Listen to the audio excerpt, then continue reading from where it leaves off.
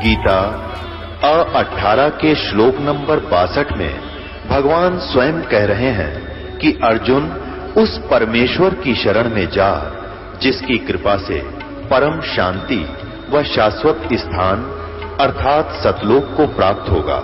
वो परमेश्वर कौन है, कहां है, कैसा है, जानने के लिए कृपया अवश्य सुनिए जगत गुरु तत्वदर्शी संत रामपाल जी महाराज के अमृत वचन।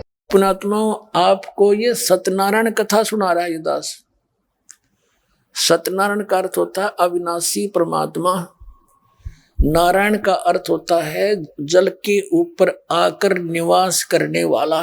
अब हमने श्री विष्णु जी को सत्यनारायण मान लिया, शेषनाग के ऊपर लौट रहे हैं इसलिए नारायण मान लिया। ये हमारी बुद्धि का सतर कमजोर था क्योंकि हमने ज्ञान ठीक ना मिला। प्रत्येक युग में वो परमात्मा पूर्ण ब्रह्म सत्य पुरुष सत्यनारायण, सत्य माने अविनाशी, नारायण माने जल के ऊपर आकर प्रकट होने वाला वो परमात्मा। सतलोक से चलकर आते हैं, प्रत्येक युग में लीला करते हैं। एक कमल के फूल पर, कमल का फूल तो जल में ही होता है, सरोवर में आके एक शिशु रूप धारण करके निवास करते हैं, जिस कारण से वो नारायण कहलाते हैं। और सत्य अविनाशी है ही वो, हम उसको सत्य साहिब बोलते हैं। अब आपको ये सत्यनारायण सुनाई जा रही, सत्यनारायण की कथा है। अभी तक हमें ये नकली गुरु आचार्य शंकराचार्य ऋषि मंडलेश्वर ये नकली कथा सुनाया करते, श्री विष्णु जी को सत्यनारायण बताया करते। और विष्णु जी खुद कहते हमारी तो जन्म मृत्यु होती है, हम अविनाशी नहीं है। तो पुण्यात्मा, ये हमारे को यानी धोखे में रखे और सही माल हमारे को नहीं दिया, गलत माल बेच गई है, नकली। अब फिर क्या बताते हैं परमात्मा। अब ये सत्यनारायण है जो दास आपको सुना रहा है। पुण्यात्माओं, अब बालक नहीं, इतना बुद्धिमान मानव बनाया परमात्मा ने पहले तो। लेकिन इस शिक्षा का आपको शिक्षा की आनी भी खूब हुई है, क्योंकि इतना बेईमान ना छा गया, ये जीव इतना गिरावट में आ गया, वह भाव खत्म हो गया। लेकिन अब इसका सदुपयोग होगा, इस ज्ञान से भगवान के विधान को समझेंगे और फिर इतने प्रमाण मिलेंगे आपको, आप भूल जाओगे नकली चतुरता जो इस शिक्षा ने हमें एक अवगुण पैदा किया है, ये फिर गुण में बदलेगा। कहते हैं अवगुण में ही गुण कर दे वह संतरे, और भला करते भी बुरा करे वो दूत और दंतरे। अवगुण में भी गुण कर देगा जो परम संत होगा, और जो निकम्मी आत्मा होती है वो भला करते हुए भी वो विरोध ही किया करते हैं, वो तो काल के दूत समझ लो। तो इस अवगुण को अवगुण में बदला जाएगा। बुद्धिमान समाज है, संकेत भी समझते हैं। बच्चे एजुकेटेड हो गए, BA MA कर लिया, किस लिए? BSc कर लिया हैं, डॉक्टर बन गए, इंजीनियर बन गए, IPS IAS कर लिए, जज बन गए। यो क्या काम आओगा? यो आपका दो रोटी एक जीविका है आपकी। और जब भक्ति ना करी फिर क्या काम आएगा? अगले जन्म में गधा हैं। और परमात्मा कहते हैं आप तो छोटी मोटी पोस्ट वाले को पाकर खुश हो रहे हो। कबीर साहब कहते हैं कबीर हरि के नाम बिना ये राजा रसब हो, गधा बनेगा राजा। और माटी लदे कुमार के घास ना नीरे कोई काम लेगा कुमार सारा दिन, घास तिरका होगा बनी में, दो मारेगा लट श्याम ने, चल खाई काजू किसमें सूखी घास बाहर खेतों में, और सुबेरा फिर कान पकड़ लिया होगा उसका, चल। परमात्मा कहते हैं यू कह तुमने दिखाई ना देता। ये कोई डूम बाट के गीत नहीं, कोई कथाएं नहीं है, ये वो आने वाले भविष्य में आपके साथ जो कहर टूटेंगे उनकी जानकारी है। पर आपको कद ये विश्वास होगा, और इतने बड़े दुख से आपको परमात्मा बचाना चाहते हैं क्योंकि आप उसके बच्चे हो। जो साधनाएं आज मानव समाज विश्व में कर रहा है उससे आपका जन्म और मृत्यु का रोग नहीं कट सकता।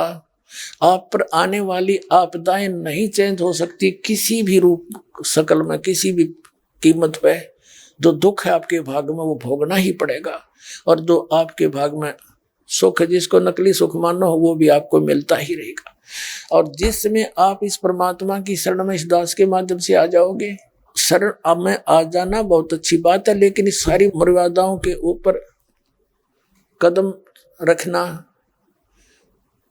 उससे लाभ होगा। जैसे कितना अच्छा प्लेयर है खिलाड़ी, और मर्यादा है उस खेल की, सीमा बना रखी है, बाउंड्री, अब उसके अंदर ही खेल रहा है तो सफल होगा।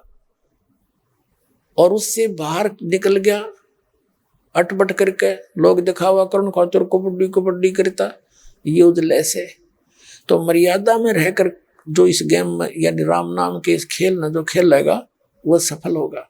तो फिर आपको देखना कितना लाभ मिलेगा, आपको कैसे सुख होंगे। तो विश्व में जो साधना इस दास के पास है, एक तो जो भी संत और भी सब अपनी साधनाओं को ठीक मान रहे हैं, सच्ची मान रहे हैं, तभी तो वो कर रहे हैं और करवा रहे हैं। जिस दिन उनको ये पता लगेगा कि नहीं ये गलत है, उस दिन तुरंत त्यागनी पड़ेगी, उनकी मजबूरी होगी फिर। और वो होगा कैसे निर्णय जैसे दास कर रहा है ऐसे होगा। एक तो उन महापुरुषों के इतिहास बता रहा हूं, उनकी जीवनी, उनके एफिडेविट दे रहा हूं, जो उन महापुरुषों ने आंखों देखा भगवान की महिमा बताई। और दूसरा उन सदग्रंथों में प्रमाण दिखा रहा हूं जिनको आप सत्य मानते हो, जैसे गुरु ग्रंथ साहिब को सिख लोग मानते हैं और बाईबाला वाली जन्म साखी को सत्य मानते हैं। उन्हीं में प्रमाणित करता हूं कि ये मंत्र है जो नानक जी ने जाप किया और इससे मोक्ष होगा। वो मना क्यों किया था वो भी प्रमाण आपको दिया जाता है। इसलिए मना किया था कि पहले पार पूर तो कोई होना नहीं था, क्योंकि ज्ञान नहीं था इनको, भगवान हमने मानना नहीं, भगवान आकर चले गए। अब इस ज्ञान से हम परमात्मा को परमात्मा स्वीकार करके आगे बढ़ेंगे और ये मंत्र काम करेंगे। तो इसलिए वो सतनाम 2 अक्षर का मंत्र अब बताया जाएगा, अब दिया जाएगा। और पहले उन महापुरुषों ने यही जाप कर रखा, तो प्रमाणित हो जाएगा हृदय में हमारे, यह बात पक्की जस जाएगी कि सचमुच साधना यही है। इसमें 2 बात है। एक तो ये विश्वास हो कि ये ज्ञान जो दास दे रहा सही है, ये प्रमाणित करके देता है, और उस ज्ञान से ये भी प्रमाणित होगा कि भगवान यही है, कबीर इज गॉड। तीसरा ये विश्वास होना चाहिए कि जो साधना हम कर रहे हैं, जिस मार्ग पर हम चल रहे हैं, ये सच्चा है। मोक्ष तो 2 मिनट का काम है, मोक्ष में तो कोई बाधा ही नहीं है। तो ये तीनों कंसेप्ट क्लियर इस बरवाला आश्रम में होंगे, इस पृथ्वी पर की तो है नहीं। आप भी समझो और औरों को भी बताओ, अपने भाई बहनों का भ्रम मिटाओ और यहाँ लाओ। बोलो सतगुरुदेव।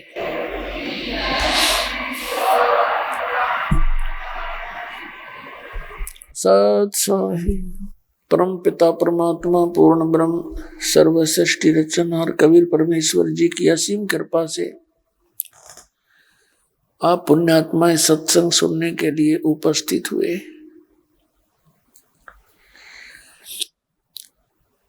सत्संग उन्हीं पुण्यात्माओं को प्राप्त होता है जिनके पूर्व जन्म के शुभ संस्कार ढेर सारे होते हैं।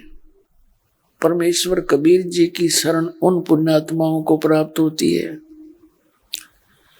जो युगों युगों से परमात्मा की खोज में लगे हुए हैं, लेकिन यथार्थ ज्ञान न होने से परमात्मा के संग रहकर भी हम उस परमात्मा को पहचान नहीं सके। आज दिन के सत्संग में आप जी को बताया गया था कि परमात्मा पाने के लिए हमें सबसे पहले हमारी शंका का निवारण होना चाहिए। निवारण होना चाहिए कि परमात्मा कौन है और कैसा है और वो कहाँ रहता है, और जो ये ज्ञान हमें सुनाया गया है इसका प्रमाण कहाँ है।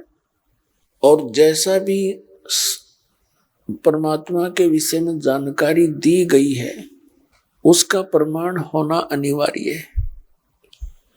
फिर उस परमात्मा के पाने की, उस सतलोक के अंदर जाने का वो रास्ता कौन है, वो मार्ग कौन सा है? ये शंका जिस दिन आपकी समाप्त हो जाएगी, परमात्मा का पाना कोई कठिन काम नहीं। इस संसार के अंदर यदि सबसे आसान कार्य है तो परमात्मा पाना है, और बगैर ज्ञान के आज सबसे कठिन परमात्मा प्राप्त करना हो गया। कैसे हो गया? जैसे हम इतिहास पढ़ा करते थे परमात्मा के प्राप्ति में संलग्न उन ऋषि और महर्षियों के।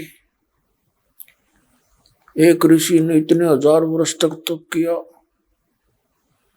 एक ऋषि ने ऐसे निराहार रह करके तपस्या की, एक ऋषि ने इतने वर्षों तक साधनाएं की, एक ऋषि का दीमक भी चढ़ गई, मिट्टी चढ़ गई, इतनी कठोर साधना की। तो हमने ये मान लिया था वे भगवान पाने के लिए तो ये प्रयत्न है जो इन ऋषि महर्षियों ने किया, या कहीं पर तपस्या की, धूने लगा के, अग्नि जला के बैठ गया, आसन पद्म लगा के, कहीं पर खड़े होकर के, कहीं पर बैठ करके, कोई पहाड़ पर जाकर, कोई गुफाओं में घुसकर साधनाएं करते थे। तो हम गृहस्थियों का ये मनोबल टूट गया कि भी परमात्मा तो मिल रहा नहीं, क्योंकि परमात्मा तो ऐसे मिलेगा जैसे उन ऋषि में ऋषियों ने डले डो रखे, साधनाएं कर रखी। फिर भी आत्मा परमात्मा के बिना रह नहीं सकी। फिर हमने क्या तरीका अपनाया कि इन साधु संता के आगे हाथ जोड़ते फिरे भिखारी बन के, मुझे आशीर्वाद दियो महाराज, मेरे नो बच्चे हो जा, इनका रोजगार लग जा, छोरा ब्याह जा, छोरी का ब्याह हो जा। हम यहां तक सीमित रह गए। फिर जैसे भी ज्ञानी संत मिले, किसी ने सोमवार का व्रत बता दिया, किसी ने शुक्रवार का, किसी ने कोई मंदिर पूजा बता दी, या किसी पहाड़ पर नैना देवी की सलाह दे दी, किसी को वैष्णो देवी की। हम इस काम लगे रहे। कोई हनुमान जी का पुजारी बन गया। अब इस अध्यात्म ज्ञान की रोशनी में पता चला, आदरणीय गरीबदास साहिब जी परमात्मा कबीर जी से परिचित होकर के सतलोक में जो भगवान को देखा, उसकी महिमा से परिचित हुए, फिर उस संपूर्ण ज्ञान से परिचित हुए, अध्यात्म ज्ञान से। तब उन्होंने बताया कि जिनको तुम संत मानते हो, ये संत नहीं है। इन्होंने लोग दिखावा ऐसा सिद्ध कर रखा जैसे ये संत महात्मा हो। किसी ने कंठी माला पैर रखी है, किसी ने 2 माला, किसी ने 4 माला पैर ली, तिलक लगा लिया। तो परमात्मा कहते हैं ये कोई इस बार ये आडंबर से ही परमात्मा प्राप्त प्राणी के लक्षण नहीं होते। क्या बताते हैं कि कंठी माला सुमरणी पैरे से क्या हो, ऊपर डूंडा साधकार अंतर रख्या खो। ऊपर तनो देखो बड़ा साधु भगत होगा, कई माला डाल रखी है, तिलक ला रखे है, बिंदी टिक्की ला रहा है माथे पे।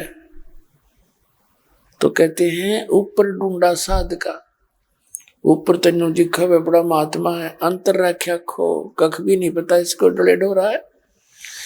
क्या बताते हैं कि डंब करें डूंगर चढ़े। डूंगर माने ऊंचे स्थान पर, पहाड़ों पर चढ़ जाते हैं। डंब करें डूंगर चढ़े, अंतर जीनी झूल, और जग जाने बंदगी कराइए वो है सोल बबूल। जनता तन्यू सोचे बड़ा महात्मा है, तपस्या कर रहा है, तब कितने दिन हो गए बैठा है या खड़ा है। अब गरीबदास साहिब जी कह रहे हैं कि जग जाने यो बंदगी करे, भक्ति करे, यो बो है सोल बबूल।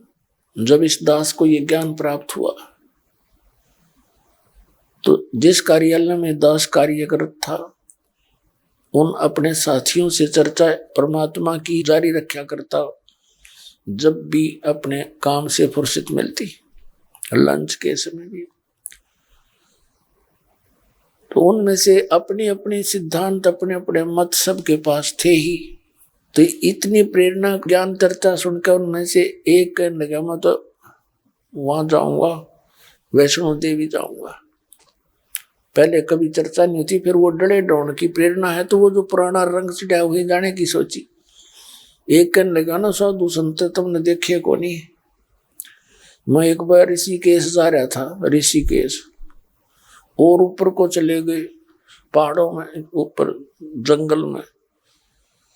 वहां क्या देखा, 10-20 व्यक्ति बैठे थे। मैं भी उनमें जाकर बैठ गया, उनकी बातें सुनी। वो क्या कह रहे थे कि यहाँ एक बड़ा महात्मा रहता है, निवस्त्र रहता है, एक केले का जो पत्ता है उसी को अपना लंगोट रूप में बांधता है और ना नगर में आता, अंदर गहरा गुफाओं में रहता है और कभी कभी इधर आता है। हम उसके दर्शन के लिए बैठे हैं। एक कह रहा था कि मुझे एक दिन दिखा थोड़ा सा, मेरा दुर्भाग्य था कि मैं चेहरा नहीं देख सका, मुझे देखते ही वापस भाग लिया और पीछे पीछे से देखा उसको। दर्शन हो जाते तो बेड़ा पार हो जाता। अब परमात्मा के इस तत्व ज्ञान की रोशनी से पता चला, अब उसके दर्शन होने से के बेड़ा पार हो जाता। उसके विषय में क्या बताते हैं कि केले की कोपीन है, लंगोट पर्दे पर बांध रखा और कोई वस्त्र नहीं। केले की कोपीन है, फूल पान फल खाही और नरक का मुख नहीं देखते, जो बस्ती निकट ली जाए। तो वो जंगल के रोज हैं नील गाय, वो जंगल के रोज हैं जो मनुष्यों विद के जाही और निस्दिन फिरो उजाड़ में नो भगवान पावे नहीं। अब परमात्मा ने 2 पंक्तियों में फैसला कर दिया इनका। केले की कोपीन बांधते हो और फूल पान फल पत्ते खाकर और जंगल में घुस जाते हैं, आदमी के दर्शन भी नहीं करते, उनको देखकर भाग जाते हैं अंदर को। परमात्मा कहते हैं वो तो जंगली रोज समझ लो नील गाय जो मनुष्य को देखकर भाग लेती हैं। इस तरह से दिन रात धक्के खाओ उस उजाड़ में यानी जंगल में, नो भगवान नहीं मिले। फिर क्या बताया है कि परमात्मा के पाने के लिए सबसे पहले गुरु होना चाहिए, और गुरु पूरा हो तो पुण्यात्माओं परमात्मा की प्राप्ति सबसे आसान काम है। कैसे बताया है कि नाम उठत नाम बैठत नाम सोवत जागवे, नाम खाते नाम पीते नाम सेती लागवे। परमात्मा का मंत्र नाम जाप काम करते करते, चलते फिरते, सफर में, यात्रा में, और उठते बैठते चलते फिरते लेट के, उसका नाम जाप से मोक्ष होगा। अब जैसे ये कई पंथ बताते हैं 2.5 घंटे सुबह 2.5 घंटे शाम नो उकड़ू बैठ के, कान भी बंद कर ले, नाक आंख भी बंद कर ले और मुंह भी, कोई बात हुई है? ये है कहीं भी दान किसी संत महात्मा ने ऐसा किया हो जिनको ये प्रमाण में भी लेते हैं और उनकी वाणी को भी प्रमाण मानते हैं? किसी भी संत का ऐसा बता दो जिसने ऐसी साधना की हो। बाकी ये ऋषि में ऋषि डरे डोया करते, इनको कुछ प्राप्त हुआ ही नहीं। इन्होंने सारा मिथ्या ज्ञान अपने अनुभव की बना दी पुस्तकें। जैसे श्रीमद् भगवत गीता अध्याय नंबर 8 के श्लोक नंबर 13 में ये गीता ज्ञानदाता ब्रह्म कहता है कि ओम इति एकाक्षरम ब्रह्म व्यवहारण मामनुसमरण ये प्रयाति तजन देहम स याति परमाम गतिम। मुझ ब्रह्म का केवल एक ओम अक्षर है, नथिंग एल्स, इसके अतिरिक्त और कुछ नहीं। और उच्चारण करके सिमरन करता हुआ यह प्रियाति तजन देहम, जो शरीर छोड़कर जाता है, सयाति परमाम गतिम, वो ओम से मिलने वाली परम गति को प्राप्त होता है। ओम से मिलने वाली परम गति कौन सी है? ब्रह्मलोक प्राप्ति है। गीता जी अध्याय नंबर 8 के श्लोक नंबर 16 में लिखा कि ब्रह्मलोक पर्यंत भी सभी पुनरावृत्ति में है वो लोग, वहां गए हुए प्राणी भी लौटकर संसार में जन्म मृत्यु के इस कर्म में फिर से आ जाते हैं।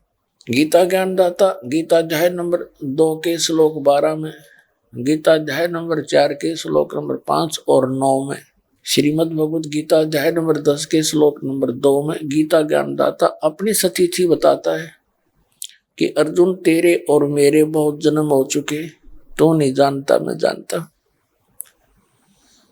इससे कति क्लियर होगी, स्पष्ट होगी सारी कहानी कि गीता ज्ञानदाता नासवान है, इसका जन्म मृत्यु होता है और इसका ओम नाम है। गीता अध्याय नंबर 8 के श्लोक नंबर 1 में अर्जुन ने पूछा कि हे भगवान, आपने जो 7वें अध्याय के 29वें श्लोक में जिस तत्ब्रह्म की जानकारी दी है कि जो व्यक्ति जरा और मरण से यानी बुढ़ापे के दुख, वृद्धावस्था के दुख से और मृत्यु के दुख से छूटने का जो प्रयत्न करते हैं, वे तत्ब्रह्म विदु, वो उस परमात्मा को जानते हैं, उस ब्रह्म को जानते हैं। गीता ज्ञानदाता से अर्जुन ने पूछा कि वो तत्ब्रह्म क्या है कि जिसको जानकर प्राणी फिर यहाँ की किसी वस्तु की इच्छा नहीं रखता, केवल जरा और मरण से छूटने का प्रयत्न करता है। गीता ज्ञानदाता ने 8वें अध्याय के 3 श्लोक में बताया है कि वो परम अक्षर ब्रह्म है, गीता ज्ञानदाता से अन्य है। गीता ज्ञानदाता तो ब्रह्म है। 8वें अध्याय के 13वें श्लोक में स्पष्ट कर दिया कि मुझ ब्रह्म का एक ओम मंत्र है। और 8वें अध्याय के 3 श्लोक में बता दिया वो परम अक्षर ब्रह्म है। 8वें अध्याय के 8, 9, 10 श्लोक में बताया है कि 8वें अध्याय के 5 और 7 श्लोक में तो अपने विषय में कह रहा है कि मेरी भक्ति कर मुझे प्राप्त होगा, लेकिन युद्ध करना पड़ेगा, युद्ध भी कर, मेरा सिमरन भी कर। तो इससे 2 बात स्पष्ट होगी कि गीता ज्ञानदाता की भक्ति करने वाले को शांति नहीं, क्योंकि युद्ध करना पड़ेगा तो शांति कहाँ। और दूसरा ये स्पष्ट हो गया कि जन्म मृत्यु बनी रहेगी।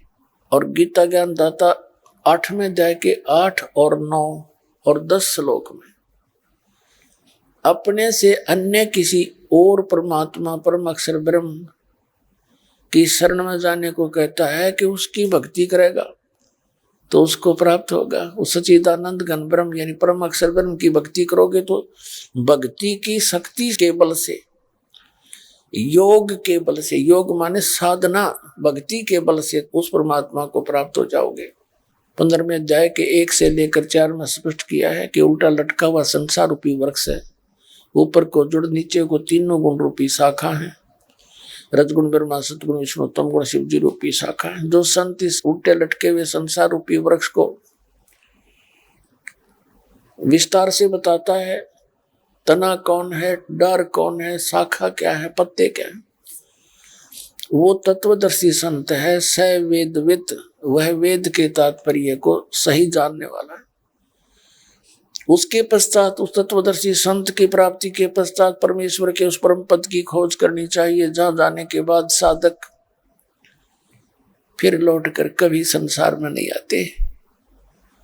और जिस परमेश्वर ने सब ब्रह्मांडों की रचना की है, मैं उसी की शरण में हूं, केवल उसी की भक्ति करनी चाहिए और किसी की नहीं। अब गीता ज्ञानदाता ने फाइनल कर दिया। श्रीमद् भगवद गीता अध्याय नंबर 18 के श्लोक नंबर 62 और 66 में, गीता अध्याय 18 अंतिम अध्याय है।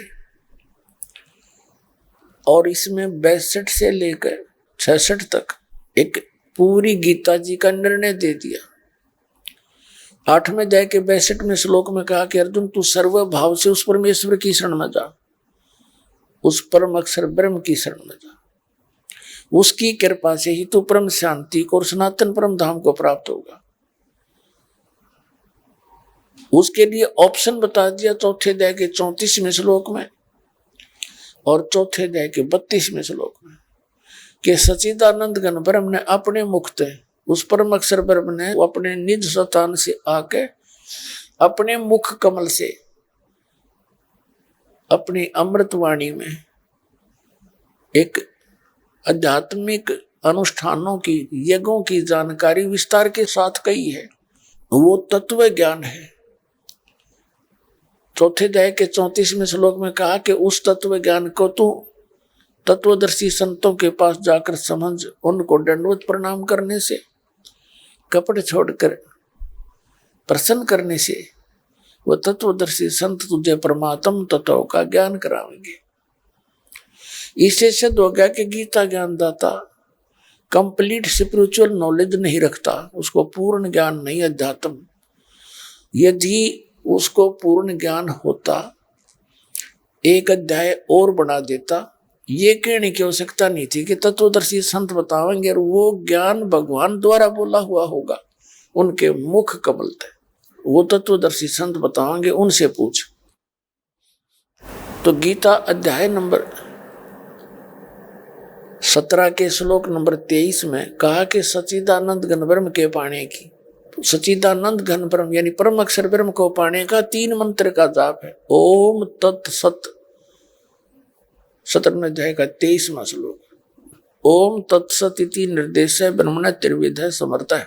सच्चिदानंद घन ब्रह्म का ओम तत्सत ये 3 मंत्र के जाप का यानी सिमरन का निर्देश है। निर्देश का मेन ऑर्डर भी और दिशा भी, दिशा निर्देशन, नथिंग एल्स, और कुछ नहीं। अब इसने स्पष्ट कर दिया है कि ओम तो सीधा गीता ज्ञानदाता का नाम है, सरपुरुष का। श्रीमद् भगवद गीता अध्याय नंबर 15 के श्लोक नंबर 16 और 17 में 3 पुरुष हैं, 3 भगवान, एक सरपुरुष एक अक्षर पुरुष।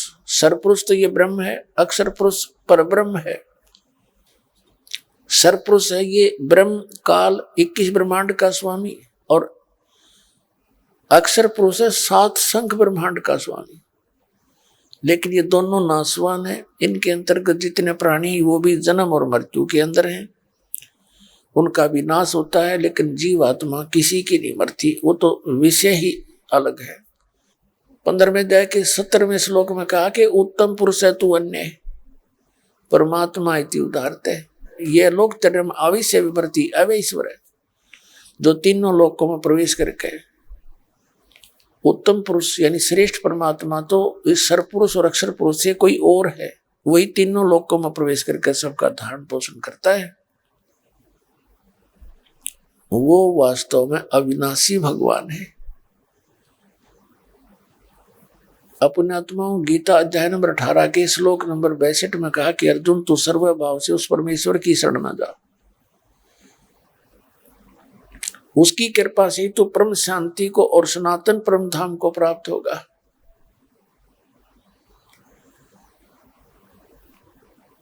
अपने आत्माओं 18वें अध्याय के 62वें श्लोक में तो उस परम अक्षर ब्रह्म के बारे में कह दिया। 18वें अध्याय के 63वें श्लोक में अपने विषय में कहता है कि मैंने तेरे को जो कहना था वो बोल दिया, अनमोल ज्ञान गुप्त से गुप्त ज्ञान तेरे को दे दिया है। अब तेरे मन माने ऐसे कर ले, अब डिसीजन कर फाइनल, उसकी शरण में जाना है या मेरी शरण में जाना। फिर कहता है कि एक गुप्त भेद और बता दूं, गीता अध्याय नंबर 18 के श्लोक नंबर 64 में, कि वो यही जिसके विषय में परम अक्षर ब्रह्म के विषय में जो मैं जानकारी दे रहा हूं, ये मेरा भी इष्ट देव है, मेरा पूज्य देव भी यही है। ये और एक गुप्त से गुप्त बात बता दूं, अपने आत्माओं एक समय गोरखनाथ जी की और कबीर परमेश्वर जी की आध्यात्मिक गोष्ठी हुई थी। तब परमात्मा ने कहा था कि गोरखनाथ, तेरा ज्योत स्वरूपी अलख निरंजन ये धरता ध्यान हमारा, ये ब्रह्म, ये काल जिसको तुम सुप्रीम गॉड मान के बैठे हो, ये भी मेरा ध्यान करता है। तब ये 21 ब्रह्मांड चला रहा है, ये मेरे से शक्ति प्राप्त करके। तो यहां ये स्पष्ट कर ही रहा है कि मेरा भी इष्ट देव यही है। अब 18वें अध्याय के फिर 65वें श्लोक में कहा कि मुझे नमस्कार कर, मुझ में मनवाला हो जाए। यदि मेरी शरण में रहना है तो निसंशय ही तो मुझे ही प्राप्त होगा, इसमें तुझे चिंतित होने की कतई जरूरत नहीं। ये अपने बारे में कह दिया। 18वें अध्याय के 66वें श्लोक में कहता है कि सर्वधर्मान परित्यज माम। फिर कहता है कि यदि उसकी शरण में तेने जाना होगा, उस परम अक्षर ब्रह्म की शरण में तू जाएगा और सतलोक तू जाना चाहेगा, तो सर्वधर्मान परित्यज माम एकम शरणं व्रज अहम तवा सर्व पापेभ्यः मोक्षामि मा शुच। गीता ज्ञानदाता कहता है कि यदि तूने उसकी शरण में जाना है तो सर्व धर्मान परित्यज माम, मेरे सतर की जितनी भी धार्मिक पूजाएं हैं वो मुझ में छोड़ दे, मुझे दे दे। उसके पश्चात तू एकम शरणम वर्ज, एकम अद्वितीय, जिसके बराबर दूसरा ना हो, उस समर्थ शक्ति परम अक्षर ब्रह्म की शरण में वर्ज माने जा। और इन नकलिया ने सारे बैठा रखे, अर्थों के अनर्थ कर डाले। वर्ज माने जाना होता है, और इन गीता के अनुवादकर्ताओं ने सबने आना किया हुआ। एक थोड़ी सी झलक दिखाता हूं नकलियों की। अब पुण्यात्माओं आप देखिएगा, आपको दिखाते हैं इन पवित्र सदग्रंथों को हमारे धर्म गुरुओं ने कितना जाना, कैसा समझा।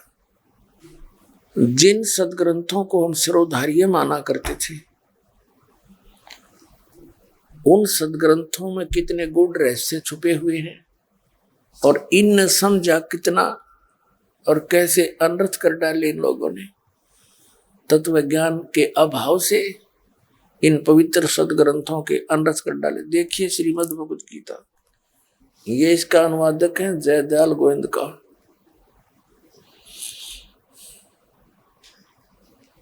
और गीता प्रेस गोरखपुर से प्रकाशित है। देखिएगा गीता अध्याय नंबर 18 के और श्लोक नंबर 62 में क्या कहा है।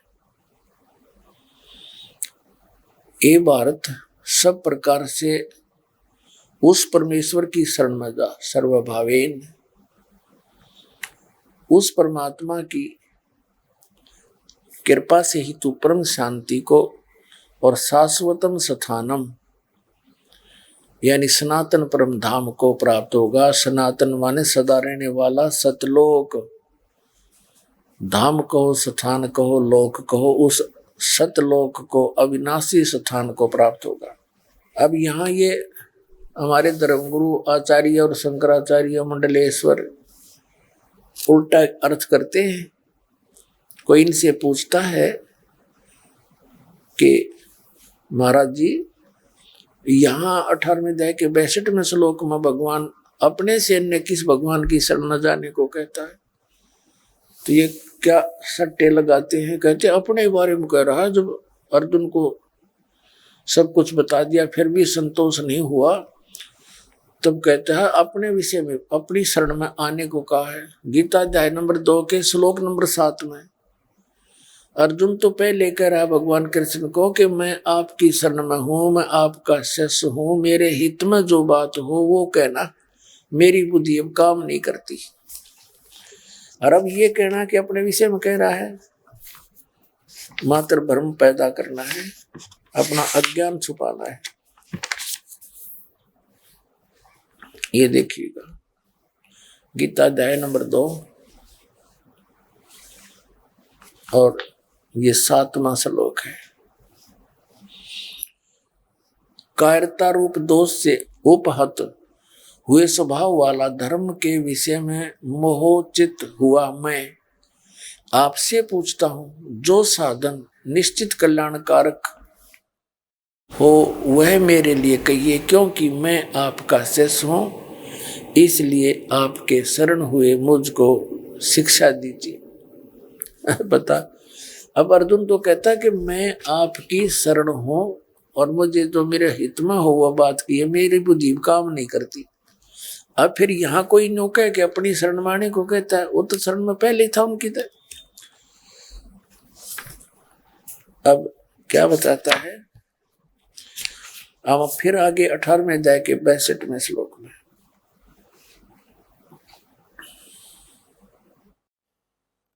हे भारत तू सर्वभाव से उस परमेश्वर की शरण में जा, उस परमात्मा की कृपा से ही तुम परम शांति को और सनातन परम धाम को प्राप्त होगा। स्पष्ट कर दिया, यानी गीता ज्ञानदाता से कोई अन्य है, और 8वें अध्याय के प्रथम श्लोक में स्पष्ट कर ही दिया।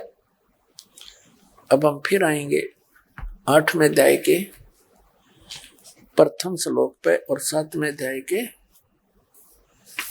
29वें श्लोक में। पुण्यात्माओं, इस पवित्र गीता जी को हम नित्य पाठ किया करते थे, इस धारणा से कि इसके पढ़ने मात्र से हमारा कल्याण हो जाएगा। वैसे तो सदग्रंथों के अध्ययन से ज्ञान यज्ञ का फल अवश्य मिलता है, लेकिन जैसा सदग्रंथों में लिखा है वैसे आचरण करने से कल्याण होता है। तो उसी पवित्र ग्रंथ को अब हम निर्णायक तरीके से पढ़ेंगे, और इन नकलियों ने जो राधा स्वामी, धन धन सतगुरु, सच्चा सौदा, सिरसार जगमाल वाड़ी ठाकुर सिंह, इनने तो भट्ठा बैठा दिया। ये तो कहते गीता और वेद हमने पढ़ने की आवश्यकता कोई ना, हमारे गुरुदेव तो पहुंचे हुए थे, बड़े महापुरुष थे, परम धनी थे शिवदयाल जी, और वो तो गीता और वेदों से आगे की बात जानते थे। हमने ना जरूरत गीता और वेद पढ़ने की, भट्ठा बैठवा दिया। और ना कोई हवन जोत करनी लगानी, इनसे प्रसन्न करते थे। वे जोत भी ना लगाते तो कहते हमने जोत लगाने की आवश्यकता नहीं, यानी हवन यज्ञ, ज्योति यज्ञ माने हवन यज्ञ। कहते हमने बाहर की ज्योति की कोई आवश्यकता नहीं, हम तो अंदर जोत जलावाएंगे। ये खाक जोत जलाओगे अंदर। इनका ज्ञान गलत, इनके 5 नाम काल के जाप करें और बात करें सतलोक और गीता और वेदों से ऊपर के ज्ञान की बात। अब थोड़ी सी झलक इसके बीच में राधा स्वामी वालों की थोड़ी सी और दिखा दूं, फिर यू ज्ञान घना समझ में आओगे आपके।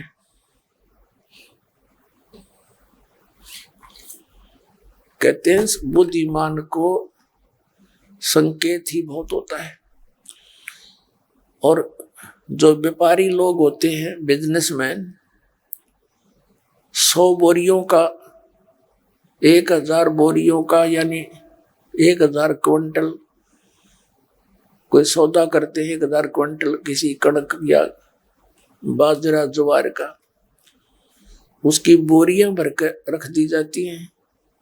और वो क्या करता है, जिसने मोल लेनी है वो एक परखी मारता है बोरी में, और ऐसे घुसो कर वो लोहे की एक तिखी सी आगे तक, और उसको वापस खींच लेता। उसमें कुछ कणक आ जाती है उस बोरी में, जो उसके अंदर है वो क्वालिटी बाहर आ जाएगी, और वो देख लेता उसको।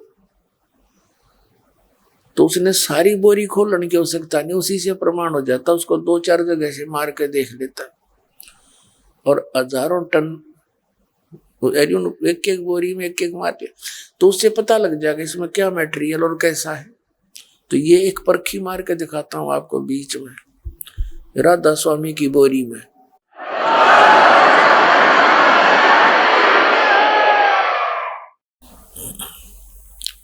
ये राधा स्वामी वालों की बोरी में एक परखी मारता हूं, परखी ये देखिए, ये है सार वचन राधा स्वामी भारती गदूर स्वामी जी महाराज।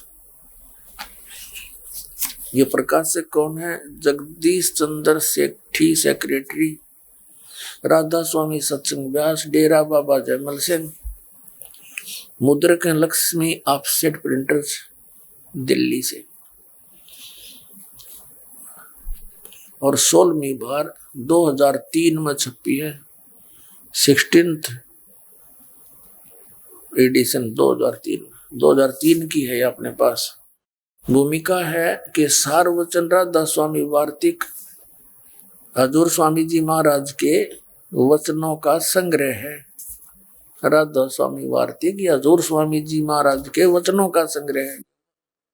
स्वामी जी महाराज कौन से, वो नीचे बताएंगे। ये वचन सत्संगों तथा अन्य चर्चाओं के दौरान सत्संगियों ने नोट किए थे। स्वामी जी महाराज के परम धाम सिद्धारने के कुछ वर्ष बाद इनका संग्रह करके पुस्तक रूप में छपवाया गया। सन 1902 में बाबा जयमल सिंह जी महाराज ने सारवचन राधा स्वामी वार्तिक को पहली बार गुरुमुखी लिपि में छपवाया। प्रस्तुत पुस्तक ये उसी प्रथम गुरुमुखी संस्करण के अनुसार है और अब इसका हिंदी संस्करण प्रकाशित किया जा रहा है। ये कौन थे स्वामी जी? स्वामी जी महाराज का नाम, शुभ नाम सेठ शिवदयाल सिंह जी था। आपने 25 अगस्त 1818 में आगरा शहर में जन्म लिया। आपके पिताजी का नाम सेठ दिलवाली सिंह जी तथा माता जी का नाम महामाया जी था। आपके पूर्वज पंजाब के रहने वाले थे तथा घर में गुरु ग्रंथ साहिब का पाठ किया जाता था। आपके माता पिता हाथरस के प्रसिद्ध संत तुलसी साहेब जी के भक्त थे। स्वामी जी महाराज ने तुलसी साहेब जी की काफी संगति। बचपन से ही स्वामी जी महाराज का रुझान अध्यात्म की ओर था। आपने एक कमरे में बैठकर 17 वर्ष सुरत शब्द योग का अभ्यास किया। ये डले डोए 17 वर्ष 6 पृष्ठ में है। और सन 1861 में बसंत पंचमी के दिन खुले तौर पर आम सत्संग और सुरत शब्द योग का उपदेश शुरू किया। पुण्यात्मा, इनके विषय में लिखा है कि कई दिन तो ये फ्रेश होने भी नहीं जा करते। कोठे में कोठा शिवदयाल जी यानी राधा स्वामी पंथ के प्रवर्तक, और उसमें बैठ कर नौका शब्द सुरत योग का अभ्यास कराया करते। इन खक नहीं पता शब्द और सुरत होता क्या है। क्या ये कान बंद करके ये खुड़का सुनना ये शब्द सुरत है? मूर्ख बना रखे। सुरत और शब्द का अर्थ है जो यथार्थ मंत्र है, जो श्वास उस श्वास से मंत्र आपको सतनाम दिया जाता है और फिर सारनाम उपलब्ध कराया जाता है। इस 3 मंत्र के जाप का गीता अध्याय नंबर 17 के श्लोक नंबर 23 में कहा कि ओम तत्सत इति निर्देश ब्रह्मण त्रिवेद समर्थ है। सच्चिदानंद घन ब्रह्म के पाने का ओम तत्सत ये 3 मंत्र का जाप है। ओम तो सीधा है, क्लियर है। तत् और सत्य ये सांकेतिक है। इसके विषय में गीता ज्ञानदाता कहता है कि वो तत्वदर्शी संत बताओगा, उससे पूछो, मैं नहीं जानता। ये दास है वो तत्वदर्शी संत, ये विश्व अब नहीं है। पुण्यात्मा सत्कर मान लेना।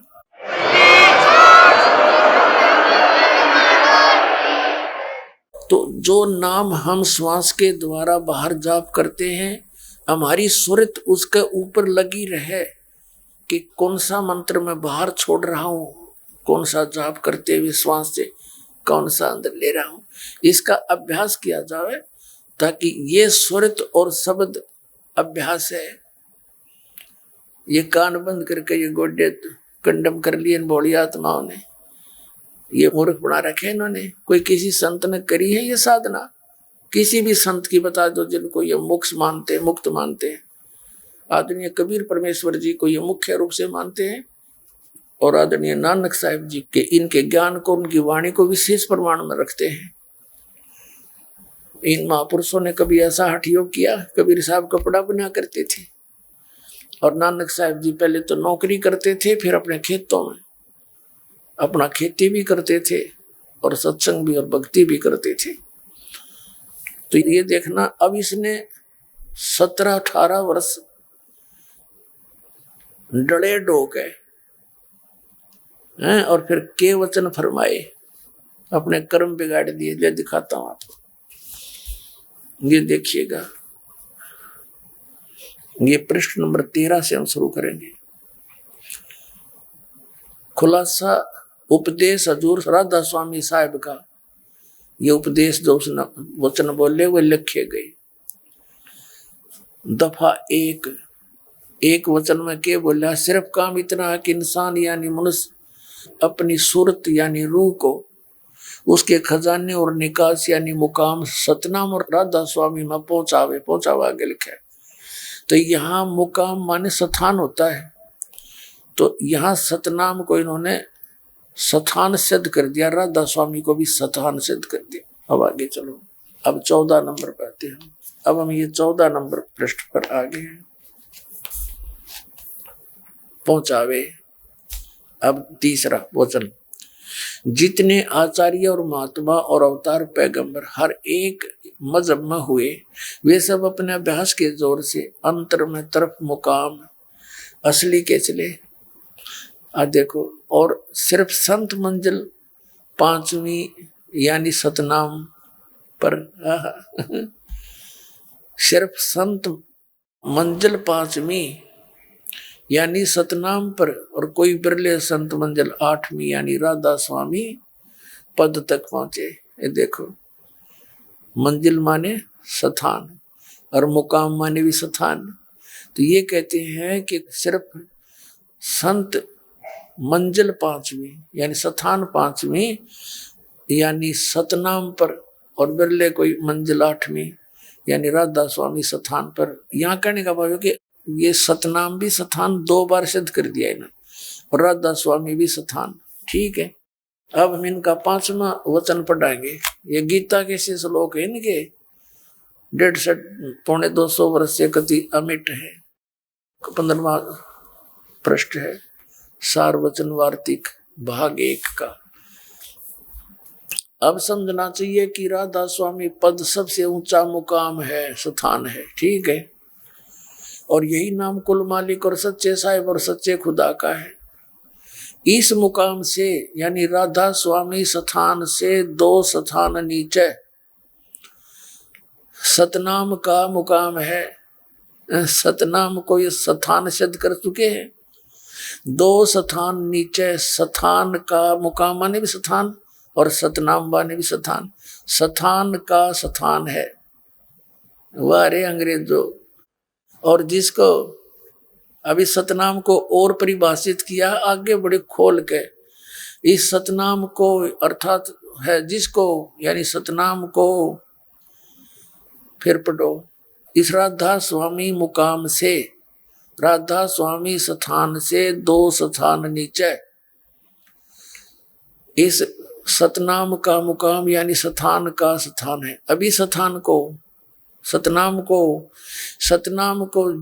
है जिसको यानी सतनाम को संतों ने सतलोक और सचखंड और सार शब्द और सत शब्द और सतनाम और सतपुरुष करके बयान किया। वारे इंजीनियरों, आ गया। और इनका ये है, इनका गीता और वेदों से ऊपर का ज्ञान है, और जिसके कारण ये श्री शिवदयाल जी भूत बन गया। इनका कोई गुरु नहीं था, हैं, और अपनी शिष्या बुक्की में बोल रहा है, हो गया पार, अपना नाश कर गया और करोड़ों जीवों को और काल के मुंह में झोंक गया। ये थोड़ा सा और दिखाऊंगा, गीता तो फिर पढ़ लेंगे। अपने आत्माओं या मेर करी अपने बच्चों पर कबीर भगवान ने कि इन काल के दूतों से ये पुस्तक लिखवा दी। जब इस काल ने परमात्मा से वाद विवाद किया था, पहले तो हाथ जोड़ के चरणों में पड़ के एक वचन ले लिया कि 3 युगों में जीव कम ले जाना, चौथे युग में कितने ले जाना, और एक और शर्त रखी थी भगवान, अपना ज्ञान दे के अपना बना के आप ले जाना, जोर जबरदस्ती ना करना। आपके ज्ञान ने मानने वो आपका, और हमारे ज्ञान ने जो स्वीकार रखे वो हमारा, जबरदस्ती ना करना। परमात्मा को पता था जबरदस्ती करूं तो मैं वैसे उठा ले जाऊं यूं करे के, लेकिन ऐसे तो पहले ये वहां थे ही नहीं, फिर भागे यहाँ पर इस काल के लोक में। अब आपको समझदार बना के भक्ति से युक्त करके और फिर ले जाएंगे। फिर यो काल बोला कि जोग जीत इबे सिक जाओ संसारा, जीव न माने कहा तुम्हारा। द्वादश पंथ करूं मैं साजा, नाम तुम्हारा ले करूं आवाजा। कलयुग में कहते हैं द्वादश पंथ करूं मैं साजा, 12 पंथ तेरे कबीर नाम से चला दूंगा।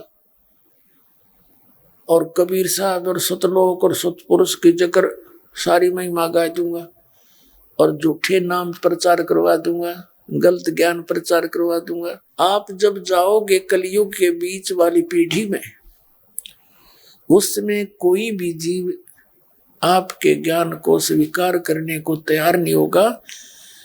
मैं अपने दूत भेज के सबको मिसगाइड करवा दूंगा, और नाम सतलोक और सचखंड का लेंगे, सारे नाम काल के मेरे जाप देंगे, मेरे मुंह मापा आ जाएंगे।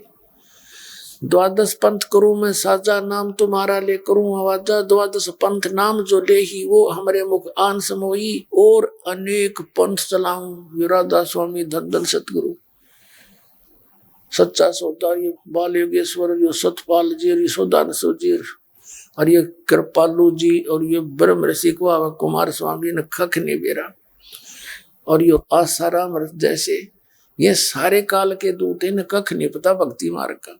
ये सत्कर मान लो पुणात्मा। दास ने कति गहनता से अध्ययन कर रखा परमात्मा के विधान का और इनके इतिहास का, इनकी अनुभव की पुस्तकों का। अब परमात्मा से कहा था कि आप अपना ज्ञान देकर अपना बना के ले जाना भगवान। तो परमात्मा ने कहा था ठीक है, आन दे समय। परमात्मा ने कहा था कि जब मेरा संत जावेगा, मेरा अंश जावेगा, उस समय तक ये काल के दूत, धर्मदास जी को भगवान ने बताया था। धर्मदास जी ने पूछा था परमात्मा, आप कह रहे हो कलयुग की पिछली पीढ़ी में पार करूंगा, आज जो आप आए हो, आज तो उसकी तुलना में आज तो लोगों की आस्था भगवान में बहुत घनी है और नेक आत्मा है, भगवान से डरने वाले।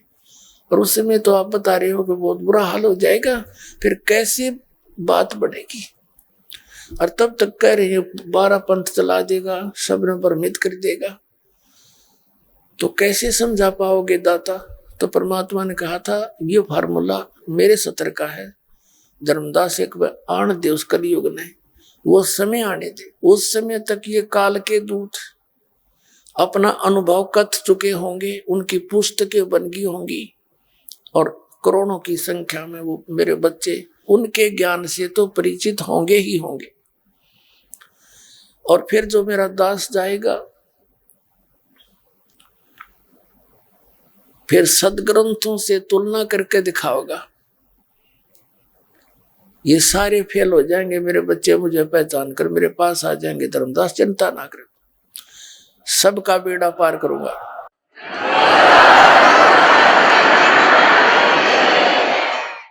तो उस परमेश्वर की दया से आज आप अपने मालिक को पहचान सकोगे। और इस दास पे दया बख्श दी, वो ज्ञान दे दिया। वैसे तो परमात्मा की रजा बिना जीव की कोई औकात नहीं है इतने गहरे सदग्रंथों को समझ सके, क्योंकि ये सारे फेल थे इनमें। ना गीता को कोई कख जाने था, उल्टे सुल्टे आंकड़े अटपट कर रखी है अनुवाद में। अब ये राधा स्वामी पंथ अपने भारतवर्ष में इसकी ब्रांच इन सबसे ज्यादा जीवों का नाश कर दिया। इससे पहले ये शंकराचार्य भट्ठा बिठा गए हिंदू धर्म का, क्योंकि जीव ही ब्रह्म है। और फिर क्योंकि श्री कृष्ण और विष्णु जी की इनकी भक्ति करो, ये भगवान, और वैसे जीव ही भगवान। इन्हें कख नहीं पता भगवान कौन है। इनको ये अजर व अमर बताते हैं, ये खुद कहते हैं हम नासवान, हमारी जन्म मृत्यु होती है। तो इन्होंने सारा उल्टा ज्ञान पढ़ा दिया, उल्टे पाठ पढ़ा दिए। ये काल प्रेरित थे सभी, लेकिन ये सारे पकड़े गए। इस आध्यात्मिक ज्ञान चर्चा में सारा के पालस तार दी परमात्मा की दया से, कति इनके पास कख नहीं पाया। और बुद्धिमान समाज आज किसी भी मीडिया के अंदर, किसी टीवी चैनल पर जरा सी भी खबरी आ जाती है, दूर तक फोनों से खड़क जाते हैं, देखो वहां क्या आ रहा, देखो क्या आ रहा। और दास ने 1 महीने तक इनकी जय ही तोड़ दी, कोई ना बोला, तो सारे झूठे।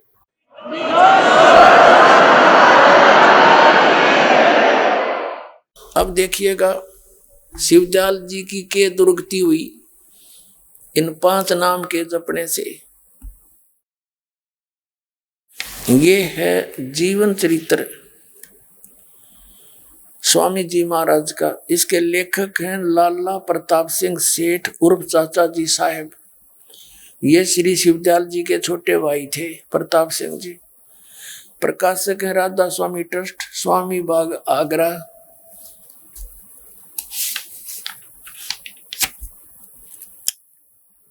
ये है 17वीं बार छपा है, 5000 सन 2006 में लेटेस्ट है ये। राधा स्वामी ट्रस्ट, स्वामी बाग, मुद्रक अर्पण पेंट्री, राधा स्वामी चैम्बर्स, बहालेज रोड, आनंद। ये इनके फोन नंबर। ये है वो श्री शिवदयाल जी राधा स्वामी पंथ के प्रवर्तक। कर लो दर्शन। परम पुरुष पूर्ण धनी हजूर स्वामी जी महाराज। अब इसमें इन्होंने क्या लिखा है कि इन्होंने कोई गुरु ना बनाया अपना, क्योंकि ये तो परम धनी थे ना, इन्हें गुरु की आवश्यकता नहीं। अरे परम धनी तो कबीर साहब थे, उन्होंने भी गुरु बनाया। ये देखो, ये पृष्ठ 28 पे लिखा है कि स्वामी जी महाराज का कोई गुरु नहीं था और न किसी से उन्होंने परमार्थ का उपदेश लिया। उनका कोई गुरु नहीं था। और कबीर परमात्मा कहते हैं, गुरु बिन माला फेरते, गुरु बिन देते दान, गुरु बिन दोनों निष्फल हैं, चाहे पूछो वेद पुराण। कबीर राम कृष्ण से कौन बड़ो, उन्हों भी गुरु कीन, 3 लोक के वे धनी, गुरु आगे अधीन। फिर बताते हैं कि गर्भ योगेश्वर गुरु बिना, करता हर की सेव, कह कबीर बैकुंठ से, वो फेर दिया सुख देव। राजा जनक गुरु किए, फिर कीनी हरि की सेव, कह कबीर बैकुंठ में, वो चले गए सुखदेव। हरीश ने गुरु नहीं बना तो देखिए ब्रह्म मट्टी हुई, भूत बन गया, बनना ही था।